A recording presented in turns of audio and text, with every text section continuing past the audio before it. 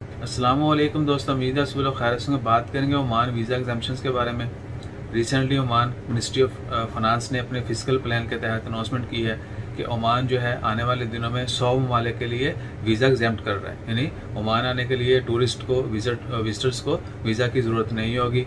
अभी तक उन कंट्रीज़ के नाम इशू नहीं किए गए, जैसे वो नाम इशू होते हैं कौन कौन सी कंट्रीज़ जो हैं वो इसमें शामिल हैं जिनके लोगों को ओमान आने के लिए वीज़ा की ज़रूरत नहीं होगी, वो भी आपके साथ शेयर करते हैं। इससे पहले जिन ममालिक के लोगों को ओमान आने के लिए वीज़ा की ज़रूरत नहीं होती उनमें GCC ममालिक हैं, Bahrain, Qatar, Kuwait, Saudi Arabia और UAE।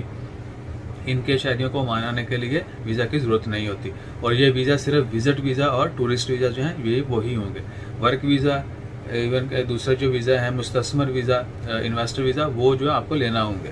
सिर्फ विजिटर्स के लिए जो है ये अनाउंसमेंट की गई क्योंकि टूरिज़्म को जो है बूस्ट करना है GCC कंट्रीज़ ने।